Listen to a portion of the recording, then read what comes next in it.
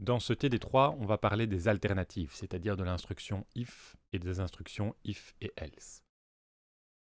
Le principe général d'une instruction if ou else est si une certaine condition est vraie, alors j'exécute certaines instructions. Sinon, j'en exécute d'autres, voire pas du tout. Commençons par un premier cas, qui est un cas où on utilise une condition, et si cette condition est vraie, alors on fait quelque chose. On va donc demander un nombre à l'utilisateur, et on va simplement lui afficher si ce nombre est positif. Donc pour cela, j'utilise un scanner, clavier new scanner system in, je n'oublie pas mon import, et je demande un nombre à l'utilisateur grâce à cette variable clavier sur laquelle j'appelle la méthode nextInt. Ensuite, maintenant que j'ai un entier, je peux poser des questions sur cet entier. Par exemple, est-ce que cet entier est plus grand que 0 ou est-ce qu'il est plus grand que n'importe quoi? Ici, je vais tester s'il est plus grand que 0. Si l'entier nb, donc if nb est plus grand ou égal à 0, dans ce cas-là, je mets une accolade, systemout.println, ce nombre est positif. Comme d'habitude, quand je demande un entier à l'utilisateur, il vaut mieux lui expliquer un petit peu avant ce qu'on attend de lui effectivement. Donc dans ce cas-ci, c'est entrer un nombre entier. Donc je rajoute ça avant mon clavier.nextInt pour que ce message s'affiche juste avant que Java patiente pour rentrer l'entier. Ok, on peut tester ce mini-programme et voir si effectivement j'entre 15, ce nombre est positif. Par contre, si j'entre quelque chose qui n'est pas positif, par exemple moins 15, eh bien rien d'autre ne s'affiche et c'est directement la fin de mon programme. Donc en conclusion, si la condition est vraie, alors j'exécute l'instruction systemout.println de ce nombre est positif. Si la condition n'est pas vraie, alors rien ne se passe.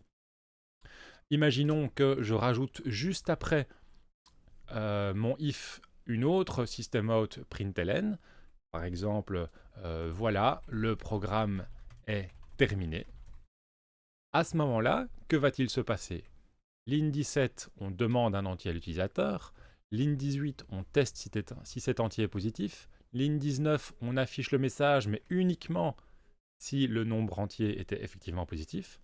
Et en ligne 21, le programme est terminé, s'affiche, quelle que soit la condition, quel que soit le résultat du test. Donc on peut tester ceci.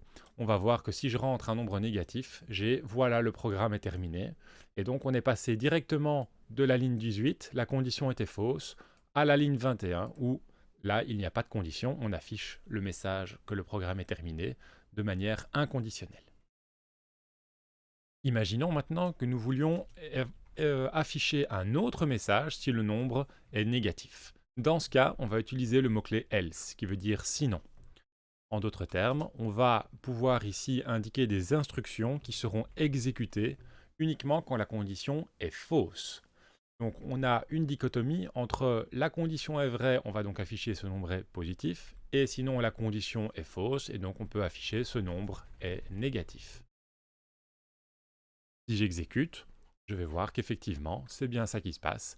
Quand j'ai entre 12 par exemple, je vois que ce nombre est positif, ensuite le programme est terminé.